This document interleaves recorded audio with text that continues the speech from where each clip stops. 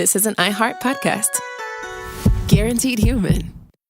If audiobooks are your thing and you've been meaning to listen to more of them, you should check out a podcast called Earsay, the Audible and iHeart Audio Club, hosted by Cal Penn. Each episode spotlights standout audiobooks on Audible across all kinds of genres: sci-fi, comedy, romance, thrillers, and more, with Cal talking to guests who help break down what makes each story worth listening to. It's a fun, easy way to discover your next great audiobook. Check out Earsay on the iHeartRadio app, Apple Podcasts, or wherever you get your podcasts.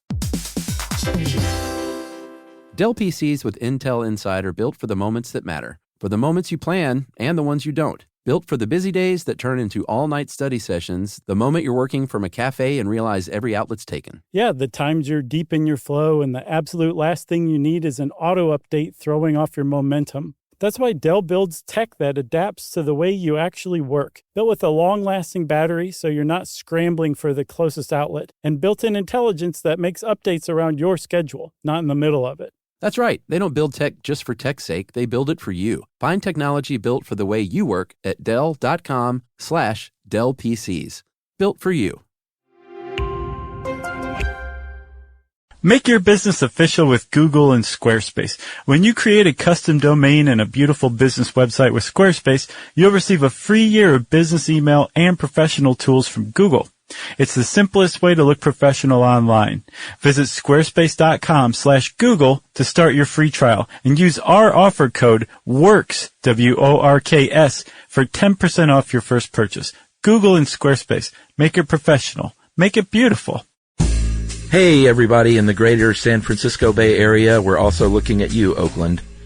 We are coming out to Sketchfest this year, again, for the second year in a row, and we are doing a rare Sunday afternoon jam. So that is Sunday, January 15th at 1 p.m. You can come see us live, and tickets are going to go fast, so go to sfsketchfest.com and just click on the little ticket links or look at the lineup and follow us there. And we can't wait to see everyone. It's one of our favorite cities to perform in. And go to sfsketchfest.com, Oakland, San Francisco. We will see you soon. Welcome to Stuff You Should Know from HowStuffWorks.com.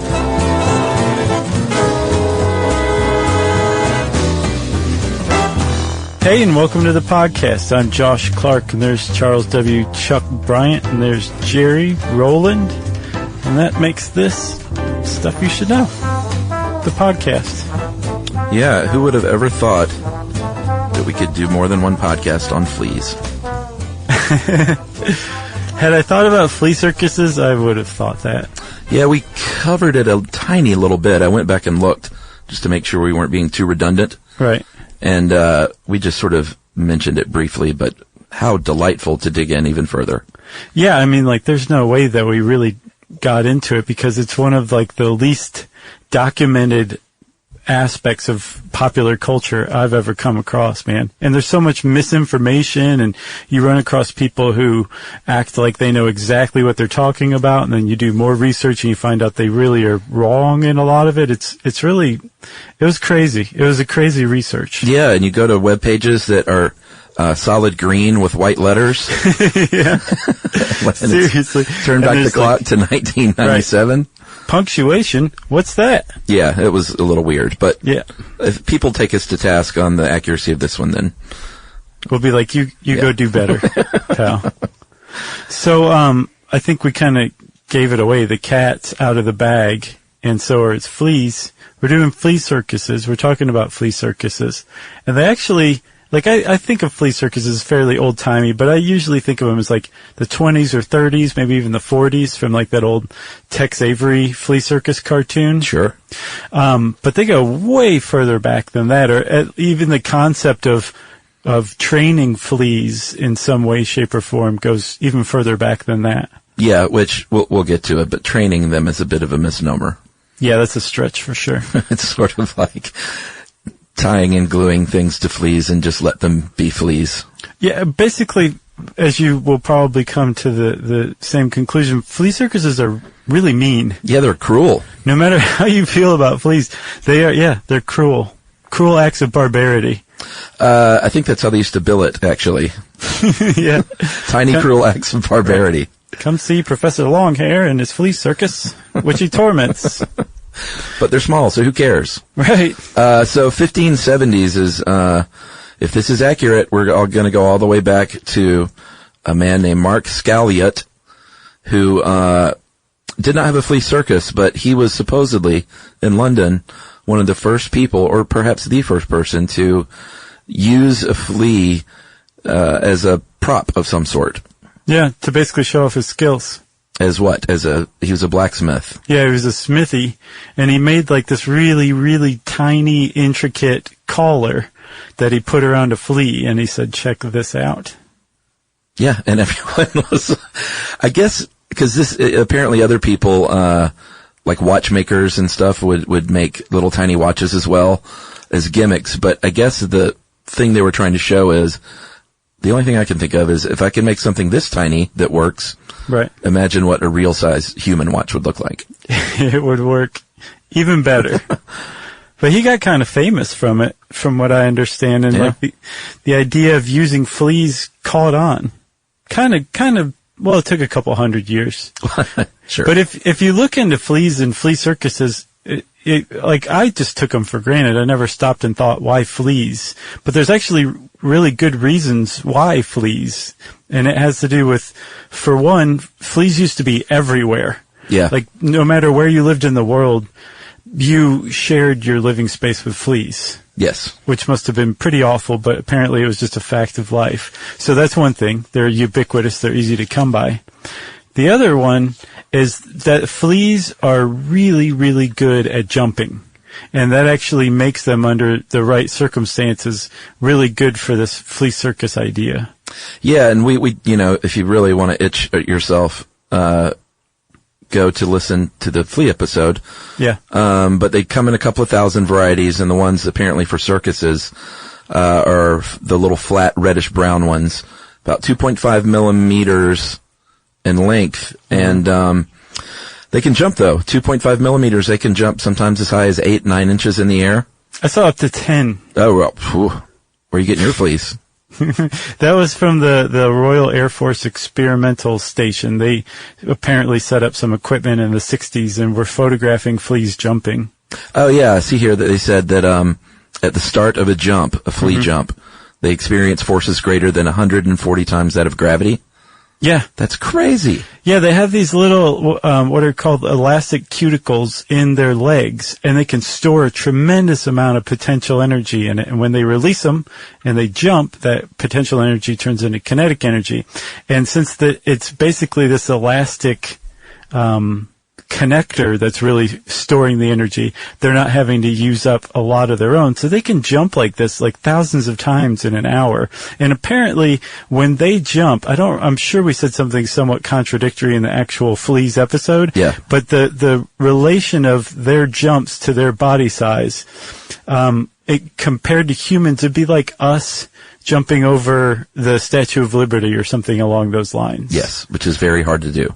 It's getting harder every day, man. I was kind of thinking about these fleas jumping and, like, evolutionarily speaking, why. And I guess they're just so small that when a dog goes to scratch or bite at it, or whatever animal tries to get the flea off, they can't just be like, well, let me run away as fast as I can, because the dog's bite will still get it. So they learned, I think, quite literally, how to jump and get the heck out of there very, very quickly. Yeah. In order to survive.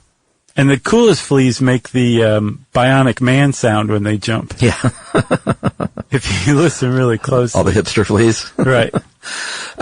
So I guess we should talk about the main dude, though, right? Who all of us owe a great debt to. I'm not saying his name. You know you got to say his name. This is the 1820s, and he was an Italian impresario in London named Louis Bertolotto. Nice. Bertolotto. Yes. Yeah. There's so many O's and T's, I thought I messed it up. No, I know. It's an unusual name. Yeah, so he's the guy in London who said, I want to be really famous one day, and my big idea is to take fleas and put them in shows. Yeah. And it worked. It did work. I saw somewhere that the origination of flea circuses was due largely to him, but I didn't really see anybody else cited earlier than him. You know, the watchmaker, the smithy, Mark. Yeah. Mark the blacksmith. He wasn't doing any kind of shows or tricks. Louis Bertolotto said, you know what, the fleas aren't props. The fleas are going to be the stars in my show. That's right. And I think he may have been the one who had the original idea to do this.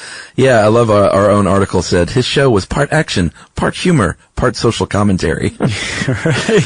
But I think that was the case. You know, they would, we might as well talk about what these things did. They would do everything from high wire acts to sword fighting to political and historical reenactments.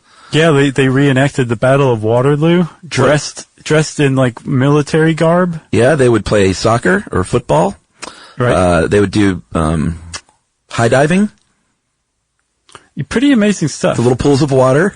Right. They would pull little chariots and carriages.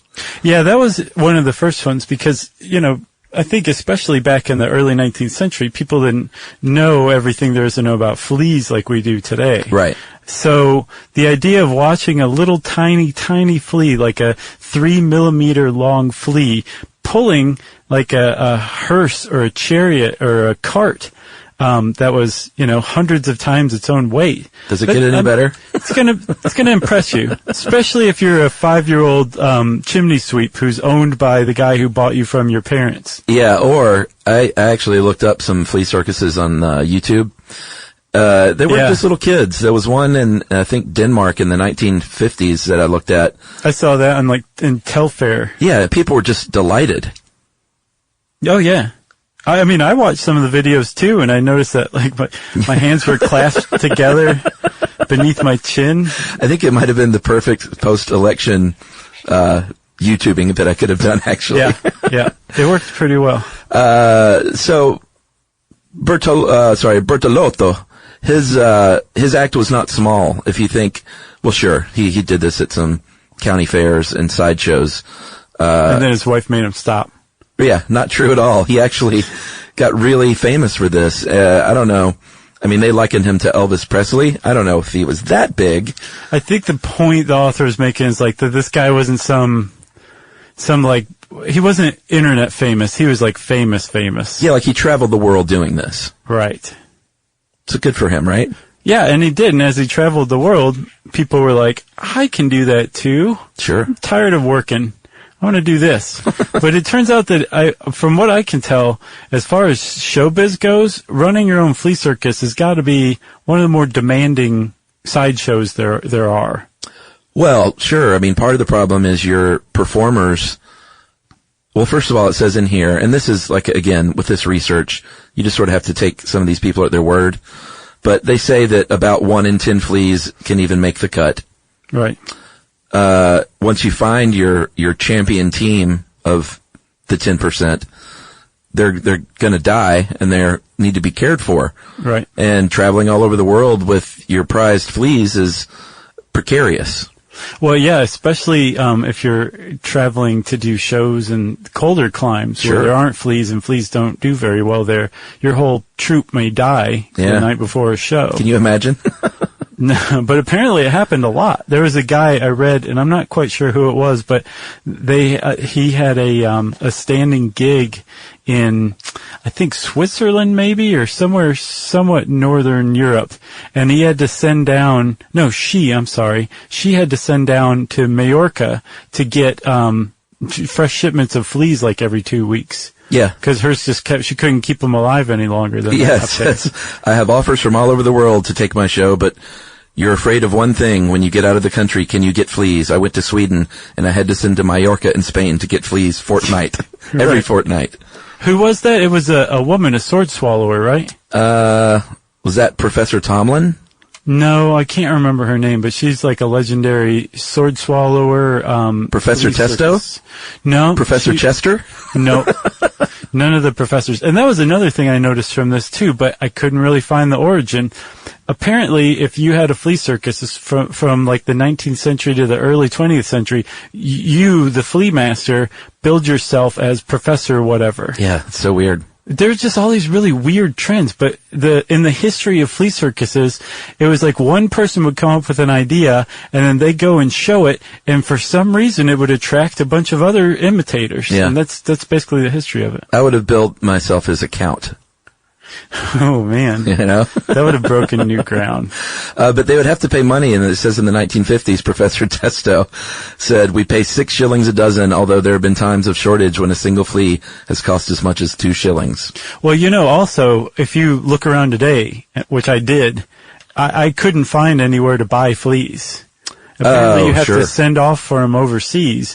But I've thought, well, surely there's some weirdo somewhere who's selling fleas to flea circuses, and there are none. None whatsoever. Well, there is a flea circus in Germany still. Yeah, at the Munich Oktoberfest. Yeah, where else would you have one? Right. Oh, it's Mimi Gano. That was her name. The flea circus woman. Oh, okay. Yeah. All right, so you want to take a little break here? Yeah. All right, well, let's break.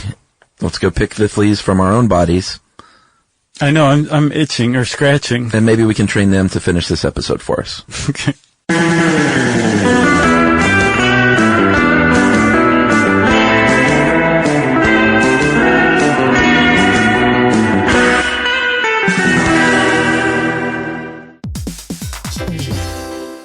Hey everybody, we're here to talk to you about Wayfair, who believes that spaces should be functional, they should be comfortable, they should be well designed, and they can be well designed by you with their help. Your updated space should feel more comfortable, inviting, and practical for everyday use. And we're talking about outdoor seating. We're talking about grills. We're talking about major appliances. If you need storage solutions, Wayfair can help you out. Patio lighting, rugs, decor. It is your one-stop shop for home. Yeah, I mean, it's getting nice out, so it's time to think about living outdoors for the next few months. And Wayfair knows that outdoor furniture, it's heavy, it's intimidating to assemble. So Wayfair has stepped in and said, we're going to handle the hard part so you don't have to. That's right. You can shop Wayfair Verified, your shortcut to the good stuff. And that means their team of product specialists are going to vet everything by hand using a 10-point inspection, testing things like, quality materials, functionality and features, and even how long it takes to build that piece of furniture. And the overall experience save time, reduce hassle, and improved convenience. Patio season is here, and these deals won't last. So head to wayfair.com right now to get your outdoor space ready for way less. That's WAYFAIR.com. Wayfair, every style, every home.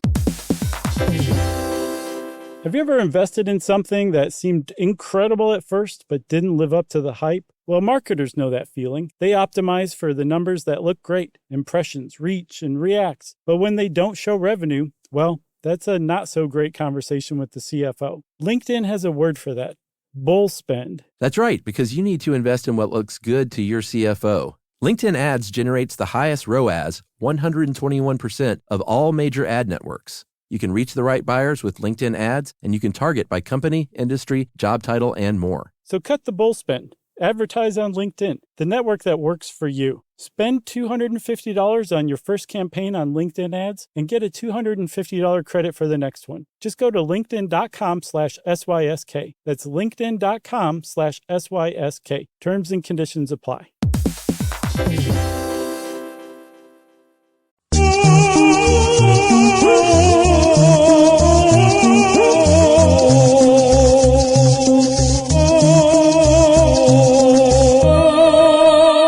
So, Chuck, we kind of made it as far as Bertolotto, and there's actually a lot of mystery surrounding that guy. Here's the weird thing, okay? I'm going to confess something to you. Uh-oh.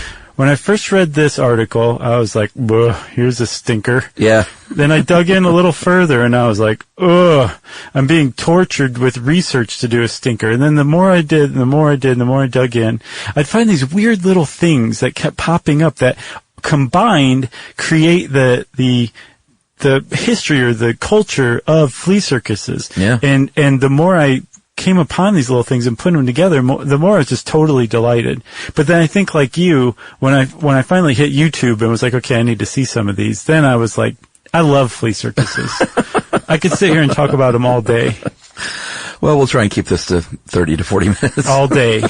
So I just realized I didn't finish my thought. The weird little thing that I found out about Professor Bertolotto. There you go. Thanks, man. He just vanished. He disappeared. He was like as famous as an astronaut, and then all of a sudden he's gone. And there's a guy who is, I think his name is Andy Rich. He's like basically the foremost Flea Circus researcher working today. And he found Professor Bertolotto. Apparently he moved to Canada and lived out the rest of his life in anonymity. Wow. Yeah. I have a question. Okay. Why do you always use astronaut as a fame indicator? I think it's a Simpsons reference. Oh, okay. It's Homer was saying somebody was richer than an astronaut. Gotcha. I was going to challenge you and say name an astronaut. Oh, dude. Jim Lovell? No. Name a current astronaut. Oh, a current astronaut? Well, you got Mark Kelly and Scott Kelly. Oh, okay. All right. The twins. Back off then. Their parents called them Project Gemini. Oh, that's cute. But they didn't. I just made that up. Oh, really?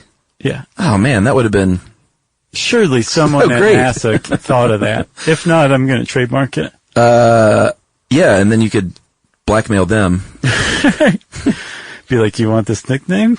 Call it up. I know you're richer than an astronaut. All right, so early 1900s, if you're talking imitators, over here in the United States, we had a man named William Heckler, and he was one of the first dudes over here to be a successful flea master. Mm-hmm. And he did the usual things, made them box and race and juggle. And we're going to tell you some of these secrets, by the way, if you're wondering how these things are accomplished. Just hang in there. And he said at one point he was bringing in $250 a day or performance, in a day of performances. A day. Yeah. So many performances. And here's the thing, I kind of wondered, because I didn't find it until later in the research, like, well, how do you see this stuff? But you wouldn't have very many people in there. You'd have like 10 or 15 people crowded around a little table. Right. For 6 to 10 minutes. You would shuffle them out and bring in the next group. Yes, I saw somewhere that if you were really dedicated to it, I think Cecil Adams wrote it on the Straight Dope, that if you were like a really dedicated performer, you could conceivably do 50 10-minute performances a day. So that's basically like 10 hours with a 10-minute break every hour. And if you're not a really dedicated flea master, then just get out of my face. Why do you even bother? Seriously, though, I mean, when we talk about how to do this, it will become clear just how much work this must be. Yeah, all right. Well, let's talk a little bit about that. Every flea is different. And like I said, if you believe the research, about 10% of the fleas are fit for the job. Right. And like we mentioned, you don't really train them. What you do is, back in the day, you would take either some silken thread or some really thin gold wire, like hopefully you can't even see it. That's sort of the idea. Mm-hmm. And you tie a little tiny noose of sorts around this flea's neck. And apparently that was really hard to do. Oh, yeah. Because when a flea eats the blood of their master, yeah, which is true. Yeah. We'll get to that again later. But their neck swells, so you can't tie it too tight or else they're going to die and your prize flea could die. Or if it's too loose, then the flea goes away and the chariot stays behind, and that's no good. No. And you just hear a tiny bionic man sound. That's right. So that's very hard, number one. Number two, the idea that you have to do that with new fleas every, I would guess probably every few weeks if you're on average. Because fleas, I mean, they live maybe a year. Most fleas live about 3 or 4 months. That's an old flea. So you've got like some star performers, and they're performing, for a few months or whatever. So you're having to basically constantly harness fleas. Yes. All the time. And again, before you even harness them, you have to sort them. So you have to study and observe the adult fleas, see which ones like to jump. Mm-hmm. There's an old legend that apparently came from Professor Heckler's son, if not Professor Heckler himself, who said you put a lid over a jar and you can train them not to jump too high because they'll hit their head on the jar and they don't like to do that. So they learn not to jump. Then they've passed their first test. Right. It's not clear whether that's actually hokum or not, but that's for a very long time, that's been part of the lore of training fleas. The problem is, I think you said it, fleas can't actually learn anything. They're not really being trained. They're actually being physically restrained in lots of ways, including that harness and starting with the harness. Well, I don't know though. Professor Heckler, that is, also said, and this was fascinating to me, as far as whether or not these fleas can learn anything. Mm-hmm. He said that he would, to get the best fleas, put them in a glass jar that's too tall for them to jump out. Right. And he said that he would notice the really good fleas would jump up on the side, fart out a little bit of sticky stuff, right, whatever that is, and then spend the rest of the time trying to hit that identical spot again to grab hold of the sticky stuff, basically a foothold, to be close enough to the top to leap out. Right. Amazing. Don't know if I believe it. Well, yeah, I mean, he was a showman, a consummate showman. Like, he didn't just basically point and be like, look at the fleas, give me your money, please leave now. Like, you were, like, carrying the show on, right? You had to tell this, you had to help the performance along. You're a professor, for God's sake. Right. When this guy is being interviewed over the years, I can't imagine he didn't, like, ham it up in the interviews as well. Sure. So I don't know, like, a lot of it's lost to time, what was true and what wasn't, as far as these old guys go. Yeah, but Professor Heckler also said, when he was picking them out, he said stodgy ones are broken to the merry-go-round harness. Flighty fleas make good dancers. Those with especially strong legs will become kickers, jugglers, and chariot racers. Yes.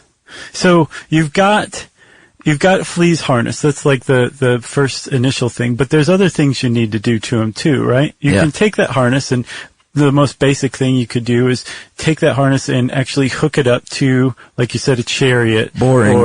Or a merry-go-round or something like that. And yeah, people will be like, that's pretty neat, that's cool, but I mean, I could do that, you know?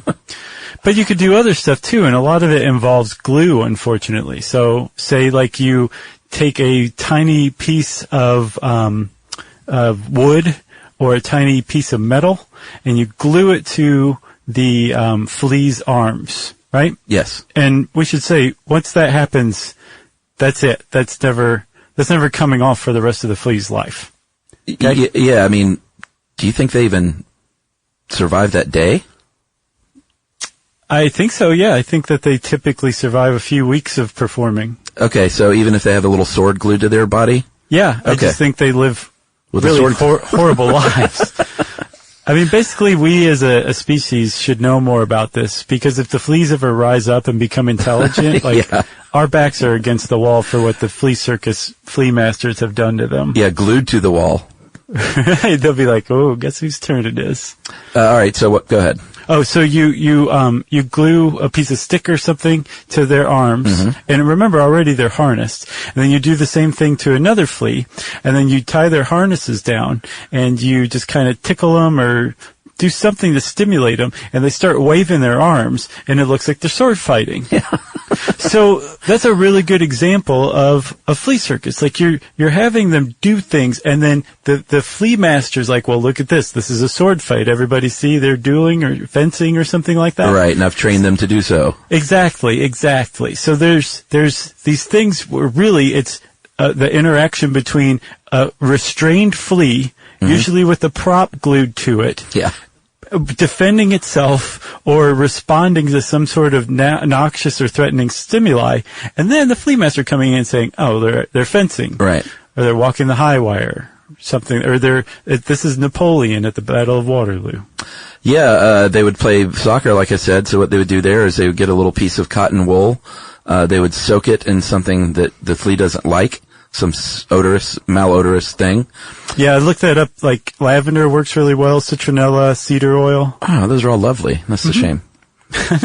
But come to think of it, when you see natural flea sprays, that's what's in natural flea spray. Exactly. So they would soak it in that stuff, and then just the flea would literally just kick at it to get it away, like a little soccer ball. Right. They're either kicking at it to get it away, or because they're restrained, and when they kick, instead of it propelling the flea away, it's repelling the ball away from them. So if you have them just kind of do that back and forth, then yeah, they're playing soccer. What about juggling, Josh? Love it. What you would do there is you would glue a flea on its back, basically, Yeah. and then put another little tiny piece of cotton on their legs, and they would kick at it trying to get it off, and it apparently would just kind of go up and down and spin around like it was juggling. Yeah. Amazing. Yeah.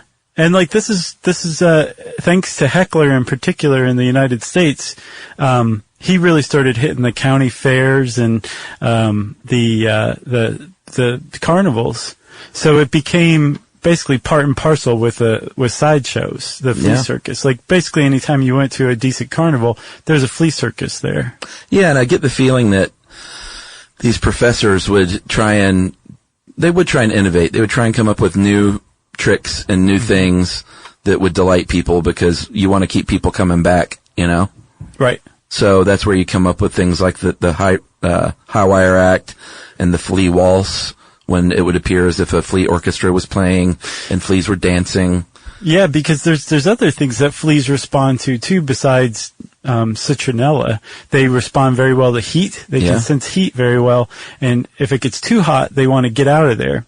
So if you apply heat from beneath on, say, like a drum head or something like that, they'll all start hopping around. But if they can't get away, if they're harnessed in, then it looks like they're dancing. If you put a little flea orchestra to the side with instruments glued to their arms. Add a nice backbeat. Exactly. Then you have fleas playing music and fleas dancing to it. A flea ball. So this all is delightful and well and good. But what fun is a naked little flea doing these things if you could have a flea dressed up as Napoleon? Right. And that's what they did. They, apparently historical figures were lampooned. They would supposedly get Mexican nuns who had, quote, nimble fingers, tired and eyes deteriorated. I don't see how that makes any sense. So their nimble fingers grew tired and their eyes deteriorated as they were making these things. Oh, okay. I thought that was a good quality they look for in a Mexican nun, seamstress. Right. How are your nimble fingers feeling? They're kind of tired. They're tired. That's sad, actually, then. Sure. So they would get, apparently, these Mexican nuns to make these tiny little costumes, and they're still on display today. If you go to, how do you pronounce that in England? I mispronounce everything in England. It's spelled Hertfordshire, so Cambridge. All right. Cambridge, England, I think is where that is. At the Rothschild Zoological Museum, there are 2 fleas dressed as Mexican fleas on display. And right in our lovely Edinburgh, Scotland, that we adored so much, had I known that there was a museum of childhood there, with a flea wedding party dressed up on display, I would have gone in a second. For sure. But yeah, it was a thing. I think it was already a thing in Mexico. Yeah. And the flea circus masters said, hey, I need to get some of those. So, Chuck, if you have a bunch of fleas and they're making you money, you want to keep them alive, right? Yeah. How would you do that? Well, as we all know, fleas are parasitic bloodsuckers. And so they would just go down to the blood bank and get a bag of blood. Right. Right? And let the fleas swim around in it. Yeah, and they loved it. No, what they would do is, and this is like, gives me chills thinking about it, they would roll up their sleeves, stick their arm down there, and let the fleas feed on their bodies. Yeah, a couple of times a day. But apparently though, it was part of every single show that you would end the show with. And now, since these flea performers have done so great, I shall let them feast on my blood. And the crowd would be like, ew, gross. And I didn't know that. Out. Oh, that makes sense. Yeah, it was part of stage pattern, but apparently, at least Heckler, but I'm sure others actually did let the fleas feed on them. Yeah, I mean, what's a good flea master to do? Well, feed your fleas blood. Either that or have like a chimney sweep that you bought from a chimney sweeper to let the fleas feed on. I hope that episode has come out by now. Yeah. Otherwise people are going to be really confused. Yeah, or it'll be really delightful when it does come out and they'll be like, oh, that makes sense now. Hey, one more thing about Heckler. So there was a Heckler senior and a junior.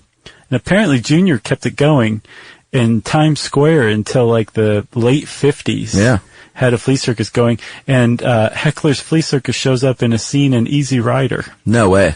Yeah, I couldn't figure out what scene. I didn't have time to go check, but there's a scene in Easy Rider where in the background there's Heckler's Flea Circus. And then they were pushed out of Times Square by peep shows, and then the peep shows were pushed out by Walt Disney. Yeah, and Giuliani. Yeah, Heckler tried at first to do pantsless flea circus, but it didn't work very well. Yeah, no one wants that. No, and finally just packed it up. All right, well, let's take one final break here, and we will talk about another kind of flea circus right after this.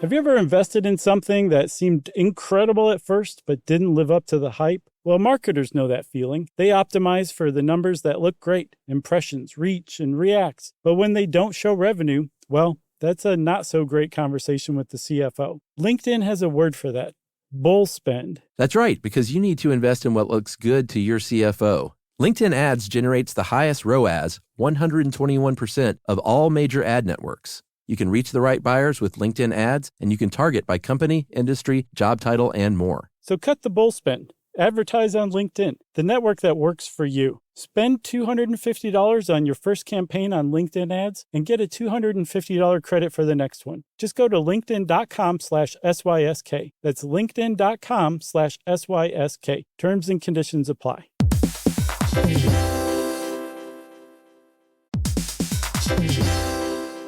Running a business is hard enough, so why make it harder with a dozen different apps that don't talk to each other? One for sales, another for inventory, a separate one for accounting. Before you know it, you are drowning in software instead of growing your business. And this is where Odoo comes in. Odoo is the only business software you'll ever need. It's an all-in-one, fully integrated platform that handles everything: CRM, accounting, inventory, e-commerce, HR, and more. No more app overload, no more juggling logins, just one seamless system that makes work easier. And the best part, Odoo replaces multiple expensive platforms for a fraction of the cost. It's built to grow with your business, whether you're just starting out or already scaling up. Plus, it's easy to use, customizable, and designed to streamline every process. So you can focus on what really matters, which is running your business. Thousands of businesses have made the switch. So why not you? Try Odoo for free at odoo.com. That's ODOO.com.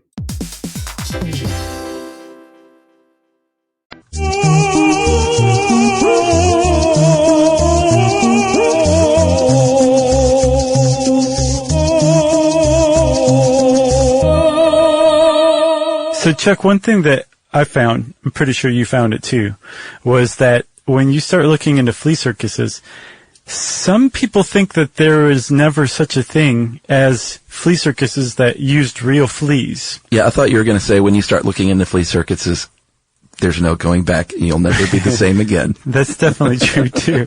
Like, I'm changed forever. Yeah, I always thought that flea circuses were a complete ruse and that there were never any real fleas performing. Right. Apparently, no, that's not the case. There have been, and indeed are as recently as the 90s, there have been flea circuses that used real fleas following these traditions that we just mentioned. But if you believe that there are plenty of flea circuses out there that don't use any fleas whatsoever, you're right too. Because there's both. Yes.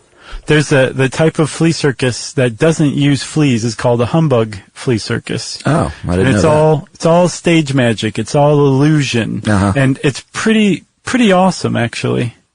Yeah, there was a magician named George Tollerton in the 1930s, and he wrote a booklet, actually, outlining fake flea circuses and skits that you can do wherein you're sort of while the carnival barking was going on in the real flea circuses, you really want to take center stage if you have a fake flea circus. Right. As in not only introducing the death-defying feats, but then you are following these fleas jumping around mimicking it with your eyes and following it around, by moving your head around as if the audience is looking at some invisible thing, which they are. Right. They are. And you're basically just using your powers of suggestion to get them to think they're seeing what you're saying, right? Yeah. That's the most, basic humbug flea circus there are. Right? Sure. But there's one that started, the genuine stagecraft, stage magic, humbug flea circus came about from Michael Bentine. Oh, yeah. Who is a goon, actually. Right. Remember Go ahead and explain that, what it is. The goons showed up in the Monty Python episode. They were the direct predecessor of Monty Python. Right. Spike Milligan and his goons. Yes. He wasn't a hockey playing goon. No. That's a different thing. Or a goon on Scooby-Doo. Or a goonie. Right. Never say die. Just a regular old goon. Yeah, Michael Bentine, he was a British performer and entertainer, and he, in 1950, performed was it called the Royal Variety Show, I guess? I think so. And it was a little, fake flea circus. Apparently a pretty elaborate one. Yeah, because rather than just using his power of suggestion, he was using things like magnets and remote controlled pumps and mechanical devices to really kind of do this exaggerated simulation of a flea doing stuff going through the circuit of his flea circus. Right. So he would say have a magnet or a piece of string or something pushing a ball, or rather pulling a ball up a hill, an incline, and he would say that this is the flea Sisyphus, and he's pushing this ball up a hill. Right. Or this is my favorite. This gets me every time. A flea going up on the high dive board. Uh-huh. And then, so as he's going up, the rungs of the ladder, each one gets depressed, right? So you can see the flea's progress up the ladder. Gets up to the end of the board, jumps a couple of times, so the springboard goes up and down, and then it makes a springing sound as he jumps off. Oh, yeah. Right, exactly. Dives into the water, and there's this huge splash. Yeah. Which a flea could never make a splash to begin with, but a huge one, it's just hilarious. Or, I like the sand table. Mm-hmm. They would have a little sandbox, and the fake flea would, invisibly jump around, but it would create a little splash of sand everywhere he jumped all over the place. Right. And again, all with magnets, all fakery. Yeah. But really, really clever. I get the impression he was not terribly old at the time when he first debuted on TV. And in the grand tradition of flea circuses, some other people saw it and said, I want to do that too. So the humbug flea circus took off, and became pretty popular in the second half of the 20th century. Yeah. I should say popular as far as flea circuses go. Which is to say, not very popular. Right. Popular among weirdos. Yeah, I'm really kind of wondering about this Bertolotto and his fame. Oh, he might not have been. I don't know. I mean, just because you travel the world, he could have been traveling the world performing in front of, 60 people a day. That's not exactly Elvis. True. It's true. This whole thing is under a cloud of suspicion. It is, yeah, man. It's really tough to figure out the what's from the who's and the when's and the why. And the fleas from the magnets. Yeah. Yeah, because once you introduce that humbuggery into it, everything comes into question. Yeah. There's actually, there is a book that I want to get. It's a pamphlet basically turned into a book from 1975 that a guy named Tom Palmer wrote. It's called The Famous Flea Act. And it teaches you everything you need to know to do a humbug flea circus. I just want to read it. Just for funsies? Christmas is coming up. I bet you someone out there will send that to you. I was talking to you. Nah, I bet you someone else out there will. Okay. My call to you, the public, listening Stuff You Should Know public, is, I know they're doing this at Oktoberfest, but somebody needs to bring this back in a big way. Well, a woman did in the 90s, but it didn't take for very long. But it was pretty big in the 90s. Her name was, what is it, Chuck? Maria Fernanda Cardoso. Oh, okay. Did you read about her? No. You should check out her act. You didn't see the video of it? No. There's a 7-8 minute Vimeo of her act, and apparently it's just the highlights. So I guess her act was longer. And she's a performance artist. So, she did it at like different places. Like she did it at the New Museum in New York and San Francisco, and just kind of some pretty neat places you wouldn't expect to see a flea circus, is what I'm saying, I guess. But she used live fleas in the grand tradition of flea circuses, and made a very beautiful, neat, almost Cirque du Soleil-ish flea circus in the 90s. Wow. Yeah, but there's a video of it, or there's plenty of videos, I'm sure, of it out there. Just look her up and look for the Flea Circus video with our thumbs up on it. Yeah, and we kind of joked about this being cruel. It's easy to say this is a flea, so who cares? But I'm sure there are people that get up in arms about using any sort of, mistreating an animal for any kind of, are insects animals? Let's just say, for this argument, for sure. For the entertainment of humans, there's probably at least one person out there that thinks this is a very cruel thing to do. No, there's apparently societies that are dedicated to preventing cruelty to insects in particular. Yeah, there you have it. And they have called specifically for flea circuses to be banned outright. And they make a pretty convincing case, especially if you don't allow yourself to stop and remind yourself that these are fleas we're talking about. Right. But they, they're held in captivity their whole lives. They're held, they're connected by a harness that keeps them held down their entire lives. Yeah. The tricks that they're performing are actually like stress behaviors. And they die probably prematurely. Yeah. Well, that's what went off on fleas in the flea episode, so I can't really say anything about that. Sure. I've had bad infestations, and I had no problem grabbing them between my hands and holding them underwater until they slowly drowned. Right. They're like, please just crush me. You say, never. You'll drown. You can't crush them. You can crush a flea if you get... It's hard. You need fingernails. That's your problem. You bite your fingernails too much. Yeah, but you try to smash a flea, and he just goes, ha-ha, doing. Do-do-do-do-do-do. You got anything else? You can buy flea circuses, ready-made flea circuses if you want. Well, that's fun. Yeah. It's like an ant farm? Good luck finding fleas is the thing. Right. And I think that's it, man. That's, flea circuses. Just go watch some flea circus videos on TV or on the computer TV. You're gonna love it. Yeah, it's a good way to just dumb it down and check out. Yeah. It's delightful, though, too. Since I said it's delightful, if you want to know, oh, that's right. I got all out of order. I was thinking about flea circuses. Yeah. If you want to know more about flea circuses, do what I just said, and you can also type those words in the search bar at How Stuff Works. And since I said it's delightful before, it's time for listener mail. I'm going to call this what the writer called it, which is Pick Me for Listener Mail. Thanks from a teacher. Okay. It's hard to resist. Sure. Josh, Chuck, and Jerry, I'm finally writing to you all. I've been listening to Stuff You Should Know for years. I think I've listened to nearly every episode, even the ones from the dark days when the discussion lasted fewer than 10 minutes, and Josh was still looking for his perfect podcasting partner. My sister introduced me to you, so if you pick this for listener mail, please do. Be extremely cool if you give my sister Laura a shout. Wow, that is really nice of you, Chuck. It is. You're feeling very generous. Regardless, I've been meaning to email my thanks and praise for your work. I was a high school English teacher in Illinois, but recently relocated to Chattanooga, Tennessee, where I've moved on to become a community college professor. Oh, nice. A professor. Maybe she could train fleas.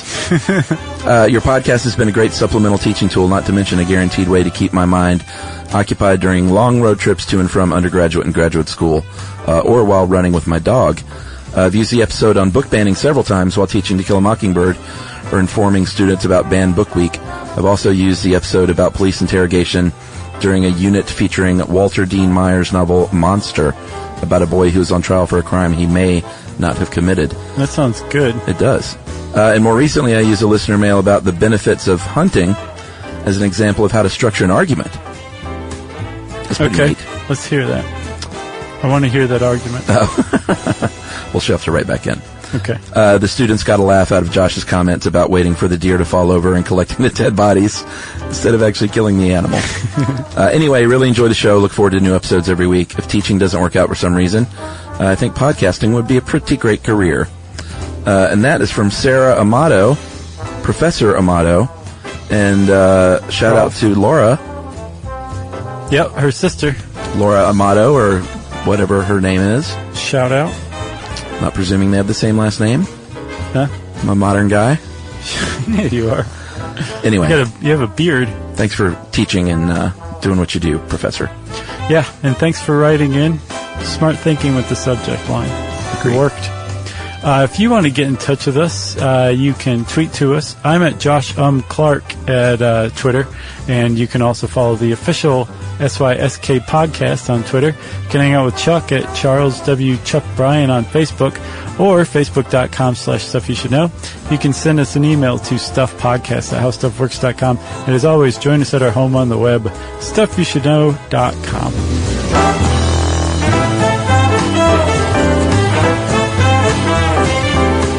For more on this and thousands of other topics, visit howstuffworks.com.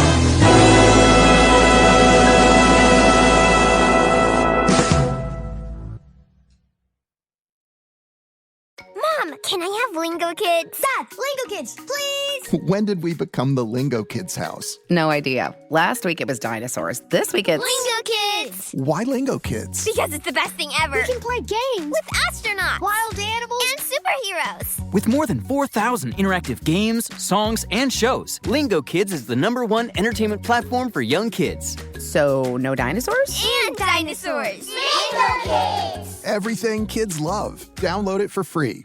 Imagine never buying gas again. Well, you can with an electric vehicle. EVs are easy to charge as your phone and perfect for everyday life. You can drive daily with confidence everywhere you go. Most Americans drive just 40 miles a day, and most EVs are equipped with 200 to 400 miles of range. Plus, they've got fewer parts, they require fewer repairs, and they produce fewer headaches. And with all those pluses, it's no surprise that we're seeing more and more EVs on the road, which makes the planet happier and happier. The way forward is electric. You can learn more about EVs at electricforall.org. This is an iHeart podcast. Guaranteed human.